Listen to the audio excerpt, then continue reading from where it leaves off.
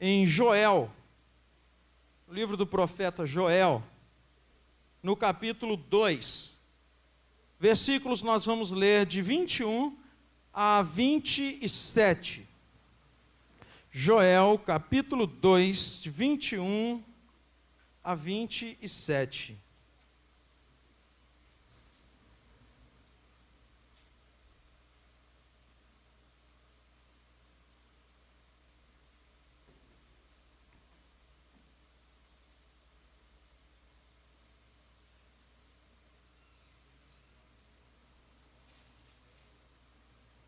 Aleluia.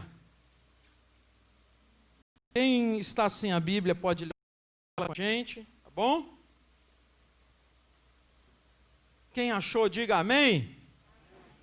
Aleluia. Louvado seja o nome do nosso Deus. Vamos fazer a leitura, podemos?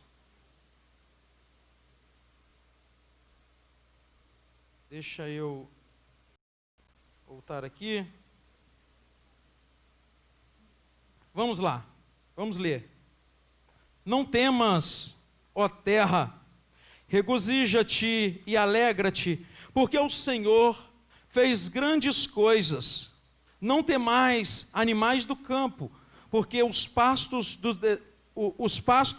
do deserto reverdecerão, porque o arvoredo dará o seu fruto, a vide e a figueira darão a sua força. E vós, filhos de Sião, regozijai-vos e alegrai-vos no Senhor vosso Deus, porque Ele vos dará a justa medida, a chuva temporã, fará descer a chuva no primeiro mês, e a temporã e a seródia, e as eiras se encherão de trigo, e os lagares transbordarão de mosto e de azeite. Restituir-vos-ei os anos que foram comidos pelo gafanhoto, a locusta, e o pulgão, e a lagarta, o meu grande exército que enviei contra vós, e comereis abundantemente, e vos fartarei, e louvarei o nome do Senhor vosso Deus, que procedeu para convosco maravilhosamente. E o meu povo nunca mais será envergonhado. E vós sabereis que eu estou no meio de Israel, e que eu sou o Senhor vosso Deus, e que não há e o meu povo nunca mais será envergonhado. Amém? Espírito Santo, fala ao coração desse povo. Em nome de Jesus, que ninguém saia daqui sem uma porção da tua palavra, que edifique cada vida aqui. Em nome de Jesus, amém. E graças a Deus. Você que está de pé, assente-se por favor, e vamos ter esse tempo de palavra de Deus. É muito bom estar hoje à noite com vocês. Todos, sem exceção, sejam muito bem-vindos, e que Deus fale realmente com vocês, e assim também os de casa. Sejam bem-vindos e que Deus fale com cada um de vocês. Nós lemos aqui no texto de Joel, capítulo 2, algo que marca um período de grande devastação na terra de Judá. Se você ler o capítulo 1 de Joel, o que estava acontecendo foi indicado por Joel, não é? A palavra de Deus que veio a Joel e Joel disse que era até para eles passarem para os filhos dos filhos, e o que estava acontecendo era tão devastador, para você ter noção do que acontecia, o que um gafanhoto comia, não comia, o outro vinha e limpava tudo. Ou seja, não sobrou nada. O que estava acontecendo aqui era literalmente algo devastador. O destruidor, o cortador, o migrador, o que um deixava, o outro ia lá e comia. O capítulo 1 registra isso.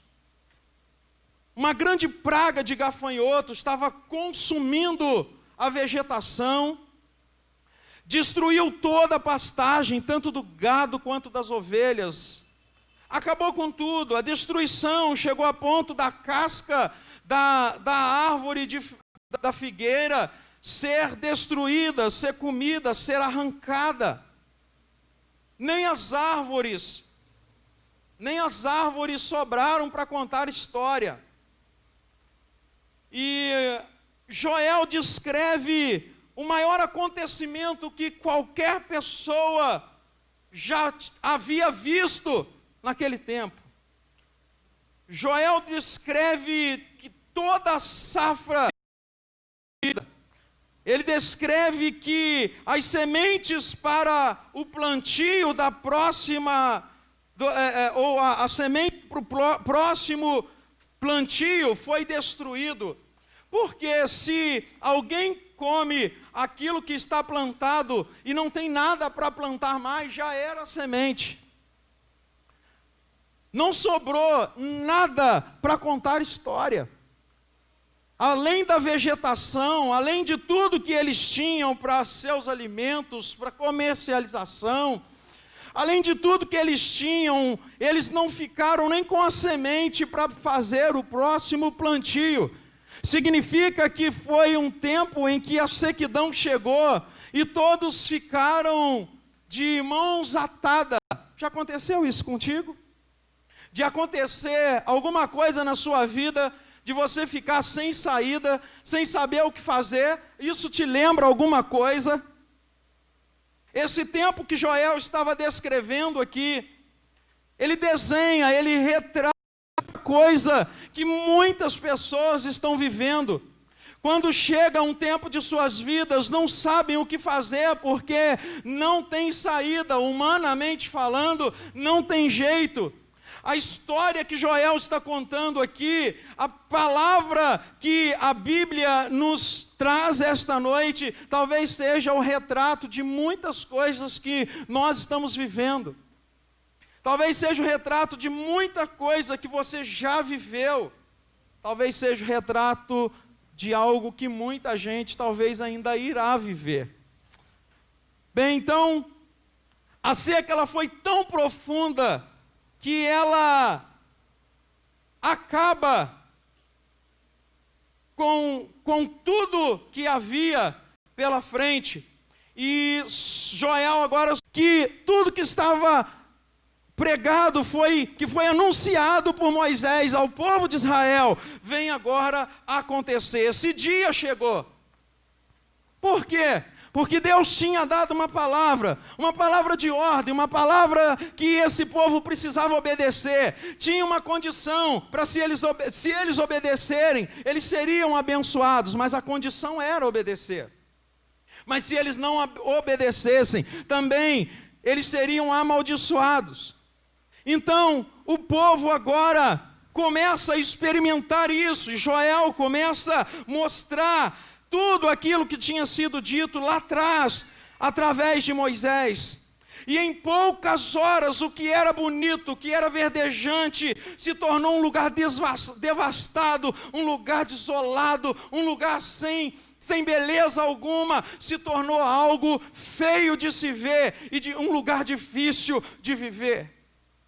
Aquilo que era lindo se tornou algo péssimo, ruim. Essa talvez seja a situação de muita gente à nossa volta. Essa talvez seja a situação de muita gente. Aquela família linda, aquela vida maravilhosa, cheia de prazer, o sonho se tornou um pesadelo, parece que está tudo secando, tudo queimado, tudo devastado.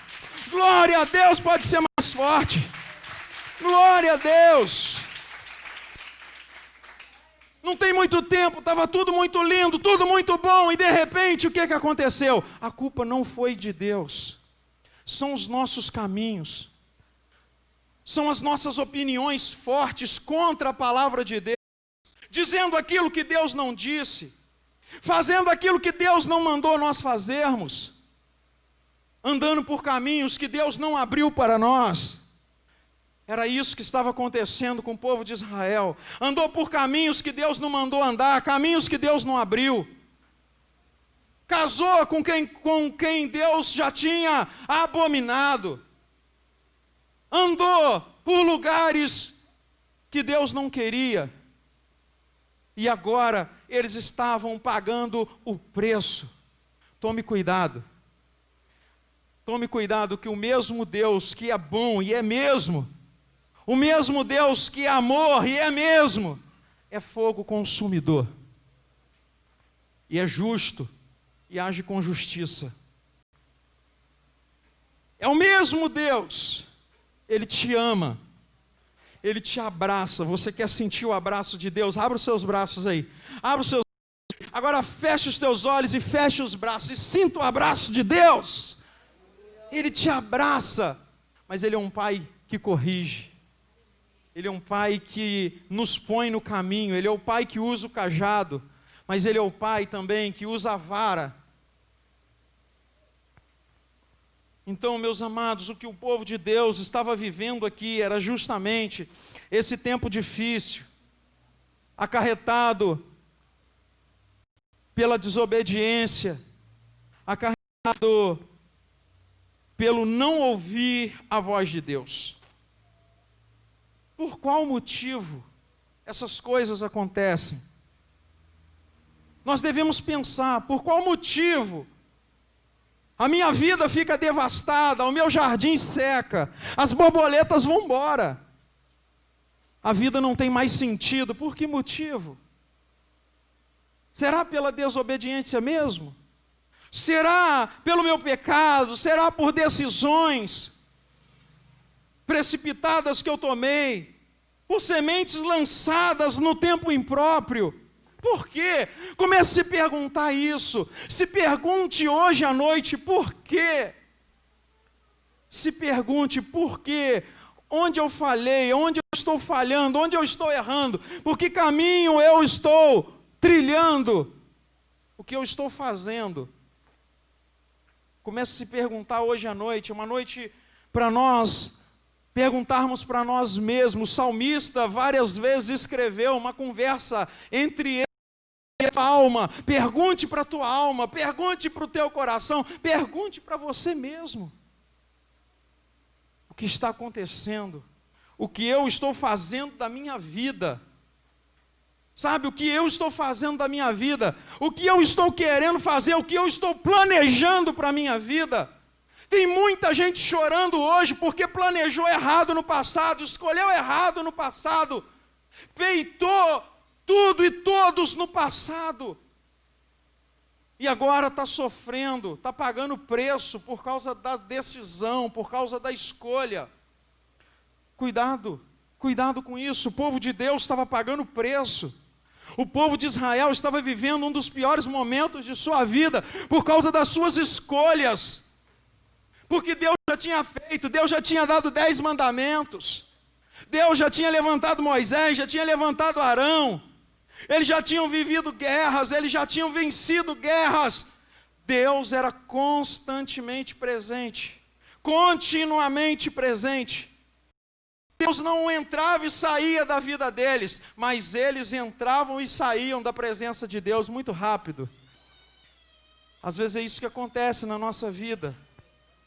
Nós entramos e saímos muito rápido da presença de Deus, mas Deus nunca entra e sai da nossa vida.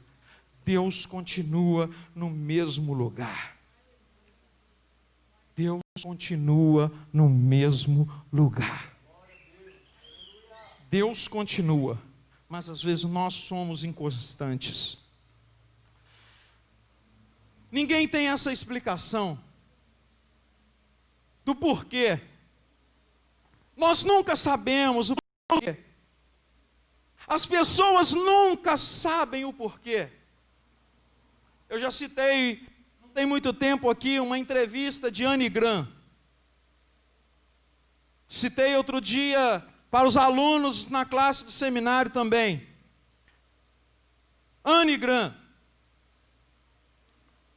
Perguntaram para ela por que Deus deixou acontecer aquela tragédia nos Estados Unidos do 11 de setembro. Do 11 de setembro. Por que Deus deixou? Às vezes é essa a nossa pergunta. Deus, por que o Senhor deixou? Porque nós sabemos, quando nós fazemos essa pergunta, é porque na nossa consciência nós sabemos que tem alguém maior do que nós. Nós sabemos que tem alguém mais poderoso do que nós. Você até sabe disso. Nós até sabemos disso. Mas aí nós fazemos essa pergunta, por quê? E a resposta da Anne Graham foi: talvez Deus não tenha deixado, mas esteja acontecendo porque, ou tenha acontecido, porque o povo todos os dias convida a Deus para sair de suas vidas. Quando na escola não pode se orar mais, quando na escola não pode se falar de Deus mais, quando tudo fica normal em nossa vida, quando tudo na nossa casa é normal, quando a gente assiste qualquer coisa na televisão, quando nós colocamos como normal aquilo que para Deus e na Bíblia está escrito que é anormal, e nós estamos, isso é normal, isso é assim mesmo, libera geral. Com outras palavras, nós estamos dizendo: Deus, me dá licença e deixa eu caminhar sozinho. Nós não temos a explicação, e às vezes nós perguntamos por que Deus fez. Mas realmente, essa é a pergunta: onde estava Deus quando nós estávamos tomando a nossa decisão? Onde eu coloquei Deus quando eu escolhi? Onde eu coloquei Deus quando eu caminhei por aquele caminho? Onde estava Deus? Onde eu coloquei Deus? Em que lugar eu coloquei Deus? É isso mesmo que tem que se perguntar. Com muito respeito às famílias lá daquela tragédia lá, não sei se vocês lembram, parece que é no Rio Grande do Sul, Santa Maria. Me dói muito saber que aqueles jovens morreram, me dói muito. Mas uma das pessoas que perdeu lá o seu filho fez uma pergunta: onde estava Deus numa hora dessa? Realmente, irmãos, essa é a pergunta que se faz: onde estava Deus? Será que colocaram Deus naquele lugar? É essa pergunta que você deve se fazer, essa pergunta que eu preciso me fazer: aonde está Deus? Em que lugar eu tenho colocado Deus? Qual a posição de Deus na minha vida, na minha casa, nos meus estudos, nos meus negócios? Onde está Deus? Talvez fosse essa pergunta se fazer aqui também: onde está Deus agora? Quantas vezes você vai ler na Bíblia alguém perguntando: Deus, o Senhor vai deixar? Pai, onde está o Senhor? Quantas vezes a gente pergunta isso? Realmente, se a pergunta se fazer: onde está Deus? Em que lugar Deus está na sua vida? Esse povo devia estar se perguntando isso.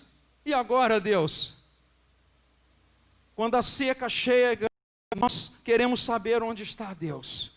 Deus continua na mesma posição. Deus continua sendo o mesmo Deus. Deus continua junto de você. Mas nem sempre, repito, nós continuamos na presença de Deus. Muitas decisões que nós tomamos é para nos afastar de Deus. Cuidado, porque havia uma promessa: se vocês forem obedientes, eu vou abençoar. Mas se vocês forem desobedientes, vai entrar em maldição. Bem, mas nós sabemos que Jesus pode restituir tudo. E Ele quer restituir tudo que porventura alguém tenha perdido aqui. Amém? Hoje eu ouvi uma palavra, falei com a minha esposa, É justamente isso que eu penso e justamente isso que eu tento dizer o tempo todo. Eu ouvi uma palavra, um breve vídeo hoje do pastor Cláudio Duarte. E ele diz o seguinte, ele diz, todas as vezes que eu falo em mudar, em tomar uma outra dimensão, em dar um outro passo, em crescer, em dar um outro nível, pessoas vêm para ele entendendo que ele mandou aquela pessoa separar do marido ou da esposa. Eu falei com a minha esposa quando ouvi isso, essa é a minha sensação, quando eu digo, tome uma decisão, a sensação que eu tenho é que tem pessoas entendendo o que eu estou dizendo, separe do teu marido, separe da tua esposa, mas não é isso. Porque é muito mais fácil eu tomar uma decisão inclinada para a minha vontade do que eu tomar uma decisão para o conserto, que é a vontade de Deus.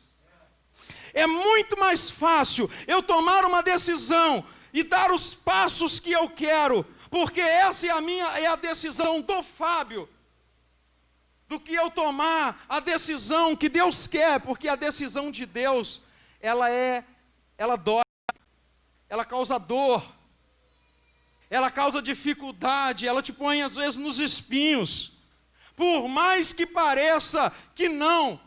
Talvez algumas pessoas me escutem dizer isso e falam, mas que Deus é esse? É esse Deus mesmo, Ele é bom, Ele te põe nesse caminho para te fazer crescer e para te ensinar a crescer, porque Deus não dá peixe, Ele dá vara e te faz pescar. Engano de quem pensa que Deus dá peixe, Deus nunca deu peixe, Ele mandou pescar. Jesus deu peixe aos discípulos? Não, Ele disse, vai pescar. Para que você está guardando a rede? Volta para pescar. Por que você está limpando a rede? Volta para pescar.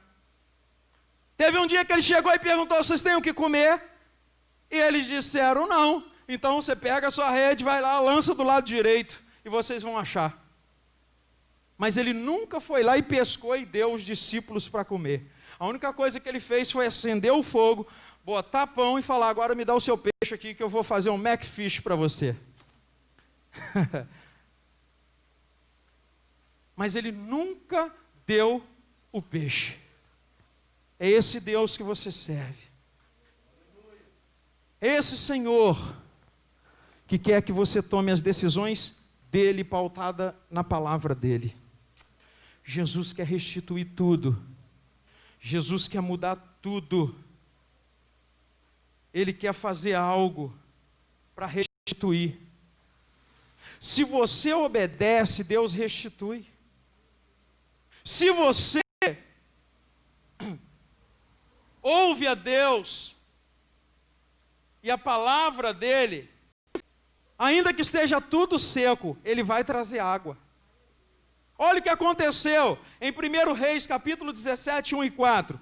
Então Elias, o tisbita, dos moradores de Gileade, disse a Acabe, vive o Senhor Deus de Israel, perante cuja face estou, que nestes anos nem orvalho nem chuva haverá, senão segundo a minha palavra. Depois veio a ele a palavra do Senhor dizendo, retira-te daqui e vai para o oriente e esconde-te junto ao ribeiro de Querite, que está diante do Jordão. E há de ser que beberás do ribeiro, e eu tenho ordenado aos corvos que ali te sustente. Quando faltar água, se você for obediente, Deus vai te dar uma fonte. Você não recebe isso não? Quando a tua vida secar, quando tudo na tua vida parecer que vai secar, Deus vai te dar uma fonte. Quando você pensar que você vai passar fome, Deus vai mandar até o urubu sustentar você, mas você vai ser alimentado. Quando você pensar que nada mais vai dar certo, agora acabou, está destruído, eu e a minha família, eu e a minha casa destruída, Deus vai colocar alguém para abençoar você e te ajudar. Deus vai levantar uma pessoa. E talvez isso já esteja acontecendo e você não está percebendo. Talvez isso esteja acontecendo. Fulano é chato, fulano é isso, fulano é aquilo, fulano toda hora fala isso comigo. Mas Deus está levantando essa pessoa para falar contigo, porque ela te ama e porque Deus te ama mais ainda. Deus, quando você pensa que vai faltar algo na sua vida, Deus vai te sustentar. Foi o que ele fez com Elias. E Elias tinha dito: este ano nem orvalho, nem chuva haverá, segundo as minhas palavras. Nem chuva haverá, nem orvalho, ou seja, tempo de sequidão. Hoje nós ouvimos cedo aqui uma palavra poderosa, que me empoderou muito essa palavra. Uma palavra abençoada, que foi dito isso. Foi falado justamente isso. Que 2019, muita gente projetou muita coisa. Muita gente apostou que 2020 seria muito melhor. Foi ou não foi? Aí quando chega no segundo ou terceiro mês do ano, a gente percebe que tudo que nós sonhamos em 2019 para 2020 é paralisado por causa de uma peste, por causa de um gafanhoto, por causa de uma enfermidade. Mas quando parece que está tudo ruim, que vai paralisar tudo, Deus se levanta e mostra que Ele é Senhor, e que Ele é Deus, e que é Ele quem manda, e é Ele quem vai cuidar de tudo que está acontecendo e vai acabar com tudo. Eu acredito assim.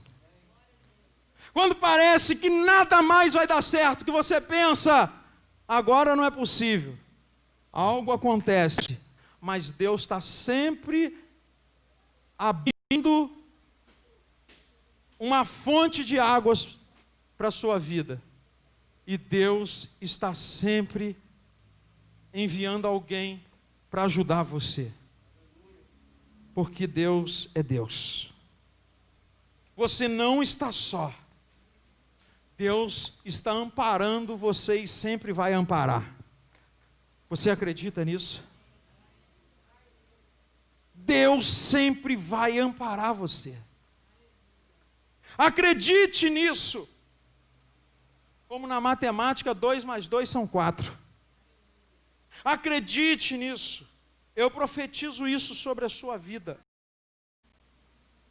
Porque eu acredito nisso. Mas vão aparecer também duas condições. Deus nunca vai te abandonar. Mas vai haver duas condições. Uma, você precisa buscar e confiar a Deus no mesmo nível de intensidade. Está entendendo? Você precisa buscar e confiar, acreditar em Deus na mesma intensidade. Joel 2,13 diz: rasgarei, ou rasgai o vosso coração, e não as vossas vestes, e convertei-vos ao Senhor vosso Deus, porque Ele é misericordioso e compassivo, e tardio em irar-se, e grande em benignidade, e se arrepende do mal. Rasgar as vestes era algo muito comum num tempo de arrependimento. Isso simbolizava ter um espírito quebrantado, um coração quebrantado, uma vida colocada no altar de Deus. Era muito comum rasgar as vestes, mas a palavra do versículo 13, uma palavra de ordem, agora era: rasgai o coração e não as vestes. A palavra de ordem hoje é: rasgai o coração e não rasgai as vestes. A obra precisa ser feita por dentro. A obra precisa ser feita no coração. E esta é a noite de Deus transplantar um coração egoísta e colocar um coração generoso e abençoador e que ama a Deus. A obra precisa ser feita por dentro. Quando a Bíblia agora nos ensina, nos dá essa palavra: rasgai os vossos corações e não as vossas vestes, é porque Deus estava querendo algo de dentro agora. É porque Deus queria agora não apenas vestes rasgadas, mas Ele queria um coração quebrantado, um coração contrito, um coração aberto para Ele. Rasgai os vossos corações. Para fazer isso, você precisa crer na mesma intensidade. Você precisa crer na mesma intensidade que a sua busca. Para rasgar o coração, você precisa acreditar na mesma intensidade que a coragem de rasgar e se quebrantar a Deus. Essa é a condição para você receber algo de Deus, ser quebrantado, estar diante de Deus, porque com Deus você nunca fica sem esperança, com Deus você nunca fica sem uma palavra de consolo, mesmo nas mais extremas situações de adversidade, você nunca vai ficar sem uma palavra. Com Deus é assim. Com Deus é assim, você nunca fica sem esperança, você nunca fica sem provisão, você nunca fica sem a ação divina, sem a ação do Espírito Santo. Mesmo nas mais extremas situações de adversidade, volte o seu coração a Deus hoje, amém? Volte a sua vida, volte o seu coração para Deus com urgência. É para hoje, é para já, é para esse momento. Abra o teu coração, quer sentir a presença dele, abra o coração. Não coloque a sua mente nos homens, mas coloque a sua mente em Deus. Não coloque a sua vida à disposição dos homens somente, mas ponha à disposição de Deus. Não ponha o seu coração na dispensação dos homens, mas ponha na dispensação de Deus. Ponha o teu espírito ligado a Deus. Ligue o teu espírito a Deus. E deixe Deus trabalhar, porque Ele vai trabalhar. Volte-se para Deus. Para haver restituição, tem que haver busca e humilhação. Tem que se humilhar diante de Deus. Segundo Crônicas 7,14, um texto conhecido nosso: se o meu povo, que se chama pelo meu nome, se orar e me buscar, se converter dos seus maus caminhos, eu ouvirei dos céus, perdoarei os seus pecados e sararei a sua terra. Mas qual era o versículo 13? E se eu fechar os céus de forma que não haja chuva?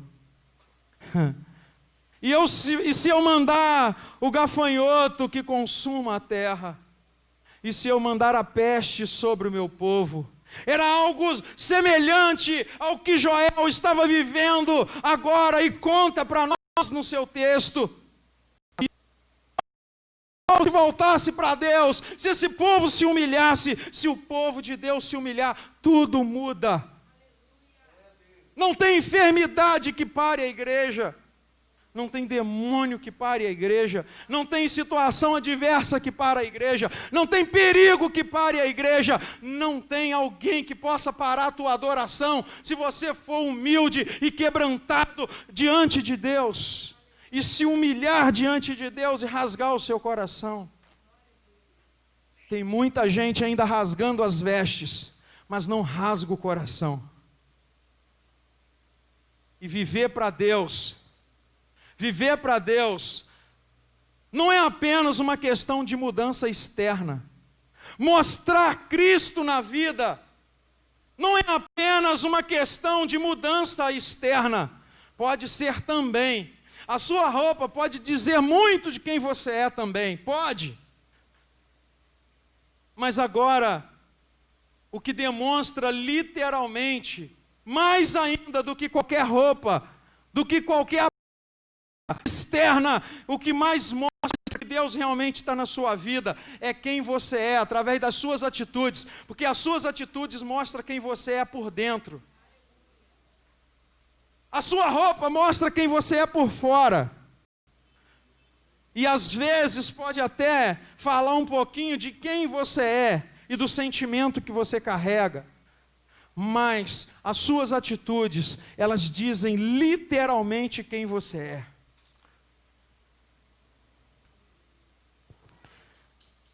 Então, para haver restituição, precisa haver humilhação. Se o povo de Deus se humilhar, Deus vai ouvir. Deus vai perdoar. Deus vai parar. Olha, gente, talvez o que tenha te segurado é um erro que você cometeu, que até hoje você não consegue sair dessa mazela, mas eu quero te dizer que hoje o Espírito Santo está aqui dizendo isso para você, e dizendo: meu filho, eu estou gemendo por você. Jesus está dizendo esta noite: eu morri por você, e eu estou te perdoando esta noite. Tem muita gente que não tem mais sossego na vida por causa de um pecado do passado, que ele não consegue ele mesmo se perdoar. Quando Deus já jogou até o pecado no mar do esquecimento, a gente está indo lá com uma varinha e pescando ele de volta. E está sendo acusado, não tem sossego, não dorme direito, não consegue se perdoar. Mas eu quero te dizer que existe um Pai amoroso que te abraça esta noite. E Ele te dá perdão, e Ele está dizendo: você está perdoado. Tem muita gente que não consegue ser constante mais na presença de Deus por causa também da mesma coisa, porque não se perdoa, porque não abre o coração, então fica caçando problemas, achando problemas em tudo, enxergando problema em tudo, e a vida vai ficando seca, o gafanhoto vai consumindo. Mas Deus esta noite está te chamando: rasgue o coração, se humilhe, se coloque na minha presença, que se arrepie o que você quer, eu vou te arrepiar. Se é choro que você quer, eu vou te fazer chorar. Aleluia. Se é presença que você quer, eu estou presente. Entre na minha presença. Aleluia.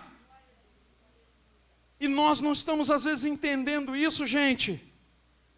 Pessoas não estão entendendo isso. Até quando? Deus está te chamando. É só se humilhar, é só se quebrantar, é só se render. É só se render.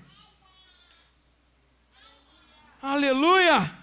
O versículo 23 de Joel, capítulo 2, diz: e vós, filhos de Sião, regozijai-vos e alegrai-vos no Senhor vosso Deus, porque Ele vos dará em justa medida a chuva temporã, fará descer a chuva no primeiro mês, e a temporã e a seródia. Olha só, a expressão filhos de Sião representa todo o povo de Judá, e não apenas aqueles que vivem em Sião. Essa era uma expressão extensiva, ou melhor, essa expressão ela é extensiva. Não era, ela é. Ela é extensiva a você. A Bíblia é extensiva a mim. Talvez não exatamente esse texto esteja para a igreja do Nazareno Central, mas está na Bíblia, e tudo que está na Bíblia é extensivo à minha vida. Ah, pastor, isso é um texto lá do Antigo Testamento para uma situação. Tudo bem, teologicamente, tudo bem. Mas agora, olhando o nosso texto, talvez essa palavra mexa comigo, mexa com você. Porque isso pode estar sendo mostrado aqui, o retrato da nossa vida. E a Bíblia está nos mostrando. Então essa expressão, ela não estava se referindo apenas ao povo de Judá. Ou melhor, ela estava se referindo a todo o povo de Judá, e não só aqueles que viviam em Sião. O convite e a promessa são para todos. Está entendendo? A promessa é para todos, o convite é para todos. Talvez você esteja se excluindo, quando Deus está dizendo, eu quero te abençoar. E essa promessa não é limitada ao pastor. Essa promessa não é limitada à mulher do pastor. Essa promessa não é limitada aos líderes na igreja. Essa promessa é para todos que quiserem participar dela. Por aí, ó, traz para dentro. Traz para a tua vida, pega essa palavra. A promessa é para você, a vitória é para você, a luz, a bênção de Deus é para você. Glória a Deus. É para nós, irmãos. É para nós, é para mim. O convite é para todos. E a gente está esperando alguém chamar o nosso nome, gritar nossa identidade, nosso CPF. Ei, o convite é para todos. Temporã. A chuva temporã. Essa é a chuva do outono que cai na época do plantio. Quando você estiver semeando, Deus vai regar essa semente. Deus vai regar a sua semente. A seródia é um outro tipo de chuva que fala aqui, é a chuva da primavera, que cai antes da colheita. Ou seja, você vai ter chuva para regar a sua semente e fazer vir bons frutos. Essa promessa é para todos. Vai acontecer. Vai chover sobre a sua vida, e eu já posso escutar barulho de chuva vindo sobre a tua vida, vindo sobre a tua casa, vindo sobre o seu ministério, vindo sobre a igreja do Senhor Deus vivo. Aleluia! Essa chuva refresca e renova a fertilidade do solo que está ressecado. Se você está ressecado, se você está uma terra seca, Deus vai fazer chover. Se está tudo seco, tem uma música de Judson de Oliveira. A terra seca está aqui, a terra seca sou eu. E ele pede chuva, faz chover, faz chover. Que esta seja a tua palavra hoje à noite. Faz chover, Senhor. Faz chover sobre a minha vida. Mas que você assuma, como Judson assume na música. O problema sou eu. O problema sou eu. E a gente fica caçando pontos para culpar, pessoas para culpar, coisas para culpar, situações para culpar. Não culpe ninguém. Assuma a sua responsabilidade. Porque gente sincera sempre vai ter a presença de Deus. Assuma a responsabilidade, sou eu que estou agindo errado, eu estou fazendo mais outras coisas do que a vontade de Deus, eu estou andando mais em outros caminhos do que nos caminhos de Deus, eu estou fazendo mais a minha vontade do que a vontade de Deus, eu estou orando menos do que eu deveria orar. Assuma isso e você vai ver que Deus vai te renovar, que Deus vai fazer chover, que Deus vai fazer brotar uma semente, da semente que foi lançada, um broto novo para dar algo lindo e abençoador para a sua vida. Assuma isso. Pare de ficar caçando gente para culpar, coisas para culpar, igreja para culpar, líder para culpar. Para de ficar caçando. Assuma, sou eu andei pelo caminho errado, eu fiz as escolhas erradas, eu estou fazendo errado. Irmãos, ninguém aqui, inclusive eu, está livre de qualquer coisa acontecer na sua vida. Ninguém, inclusive eu. Mas eu deixo isso muito claro. Se algum dia qualquer coisa acontecer, que eu desvirtuar do caminho de Deus, eu espero que isso nunca aconteça, em nome de Jesus. A culpa foi minha. a culpa foi minha. Isso nunca vai acontecer em nome de Jesus, mas se acontecer, eu errei, eu falhei. Por mais que na hora da chateação, da raiva, eu quero dizer, foi essa situação, foi o fulano, que a igreja isso, que a igreja aquilo, mas eu já deixo isso conscientemente registrado, a culpa é minha. Mas isso não vai acontecer em nome de Jesus. Eu vou ficar firme com Jesus até Ele voltar. Em nome de Jesus. Mas pare. É porque fizeram não sei o que lá na igreja, eu não gostei. É porque... a culpa não é disso. Não é de coisas, não é de pessoas. Nós vamos desvirtuando do caminho. Até nossa vida não florescer mais. Nós vamos desobedecendo. Até não florescer mais. Agora é claro, você não é mais escravo. Você não é mais escravo. Você é livre. E se eu fizer qualquer coisa que desabone e que ponha um jugo sobre a tua vida, você tem todo o direito de ir para onde você quiser e fazer o que você quiser. Porque você não é um escravo, amém? Mas agora, quanto à sequidão da nossa vida, assuma a responsabilidade. Se você assumir, Deus vai te fazer senti-lo. E Deus vai restaurar e renovar tudo. Deus vai renovar tudo. Ore mais, busque mais. Ouça mais coisas boas. Ouça mais gente boa. Leia mais gente boa. Ande com gente boa. É isso que a gente precisa fazer. Então, nós vamos partindo para o final. Vendo aqui a segunda condição para nós experimentarmos o amparo de Deus, a bênção de Deus sobre a nossa vida. É orar. Nós já falamos aqui de orar mais.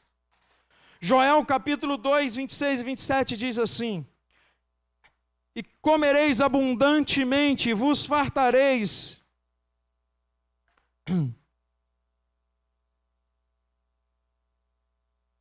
E vos fartareis, e louvareis o nome do Senhor vosso Deus, que procedeu para convosco maravilhosamente, e o meu povo jamais será envergonhado. E vós sabereis que eu sou o Senhor no meio de Israel, e eu sou o Senhor vosso Deus, e que não há outro, e o meu povo jamais será envergonhado. E o meu povo jamais será envergonhado. Agora uma outra expressão, jamais será envergonhado, aparece duas vezes, no versículo 26 e no versículo 27. Essa é uma resposta à oração do sacerdote, no versículo 17, que diz: chorem os sacerdotes, ministros do Senhor, entre o alpendre e o altar, e digam: poupa o teu povo, ó Senhor, e não entregues a tua herança ao opróbrio, para que os gentios o dominem, porque diriam entre o povo: onde está o seu Deus? A oração traz resposta para quem está sem resposta. Você quer uma resposta hoje? Sim ou não? Só o Vitor que quer? Quer uma resposta hoje? Amém ou não? Se você quer uma resposta, você precisa orar. Você precisa buscar a Deus. Ore mais e pare para ouvir a Deus. Ah, eu tenho orado. Você tem orado, mas você tem escutado? Deus tem te dado resposta, você tem escutado? Ou você ora dizendo assim: Pai, segundo a minha vontade, segundo a minha vontade eu vou fazer isso. Mas você tem falado: Pai, segundo a sua vontade, me dê uma resposta. Coisas urgentes e importantes não pode ser tomada decisão segundo a minha vontade, tem que ser segundo a vontade de Deus. Para qualquer coisa, para coisa que não vai mudar em nada a tua vida, você pode até tomar a decisão de acordo com a tua vontade. Não vai dar em nada, não vai dar em nada. Mas agora em coisas que são importantes, a vontade de Deus, porque a vontade dele é melhor. Eu tenho orado. Não, eu estou orando. Você está orando? Oração é um diálogo. Você só está falando ou você também está escutando? Tem muita gente que a bênção está prestes a acontecer. É claro que é só sentido figurativo. Mas quando Deus vai falar, ele vai... poxa, a hora que eu ia falar, ele foi embora. É claro que é só para você entender o contexto do que nós estamos falando. Nós às vezes falamos na oração, choramos na oração, gritamos na oração, mas nós não conseguimos escutar, porque o nosso ouvido está com um tampão. Parece que o gafanhoto chegou e enfiou um tampão lá dentro do nosso ouvido, ou comeu os nossos tímpanos. E a gente não consegue escutar mais Deus. Você já escutou gente falar assim? Eu não consigo sentir mais Deus. Quantas vezes, às vezes as pessoas têm esse sentimento? Eu não consigo sentir mais Deus. Meus amados, Deus só tem como senti-lo de uma forma: buscando, se quebrantando, trabalhando para Ele, entrando na presença dEle, chorando com Ele e deixando Ele trabalhar e tendo convicção. Deus é o meu Senhor e nada vai mudar isso. Sabe por que nós não sentimos a presença de Deus? Porque nós perdemos as nossas convicções. Nós perdemos as nossas convicções. Aí a nossa vida seca, mas Deus quer fazer chover. Como a canção que eu acabei de dizer aqui, como o Judson diz nessa música: o problema não é o som, o problema não é o lugar, o problema sou eu. O problema sou eu. Eu sou o problema, o Fábio é o problema. Aleluia. Há 3 razões pelas quais Israel não seria envergonhado, e eu finalizo com isso. 1, Deus reagia maravilhosamente no meio do seu povo. 3 razões pelas quais você também nunca será envergonhado, porque Deus age ainda maravilhosamente no nosso meio. Sim ou não? Aleluia!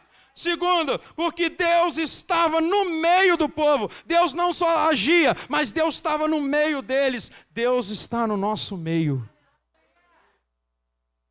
Há um texto que me fugiu aqui agora à memória, mas diz que quando Deus chegasse ao acampamento, ele tinha que estar limpo. Tudo que eles sujassem, eles tinham que pegar uma pá e enterrar. Porque se Deus chegasse no acampamento e pegasse a sujeira, Deus ia se apartar daquele povo. O único motivo para que Deus se afaste de você é se a tua sujeira não estiver bem escondido. Ou seja, se aquilo que é o pecado, aquilo que está errado, aquilo que não é bom aos olhos de Deus, não estiver organizado, jogado fora e abandonado, Deus se aparta. Então, meus amados, Deus entra no nosso meio e Deus está no nosso meio. Amém? Deus está no nosso meio. Ele não só opera maravilhosamente, como Ele está presente. 3º e último, Deus era o Deus de Israel. Então, três razões pela qual Israel nunca seria envergonhado. E são 3 razões pelas quais você nunca será envergonhado. Deus ainda continua agindo maravilhosamente, Deus está no nosso meio e Deus é o nosso Deus. Se Deus for o teu Deus, ninguém vai envergonhar você, nada vai envergonhar você, em nome de Jesus. Você acredita nisso? Então receba essa palavra, nada vai te envergonhar, o teu opróbrio acaba hoje, em nome de Jesus. Tem muita coisa, muita situação e muitas pessoas querendo ver a tua vergonha. Tem amigos querendo ver a tua vergonha, te incentivando a ser exposto à vergonha. Mas eu quero declarar que se hoje você deixar Deus andar contigo, Deus está na tua vida, Ele vai agir maravilhosamente e você não será envergonhado, porque você é de Deus. Você pode se colocar de pé agora, aplaudindo a Jesus por isso. Aleluia, bem forte.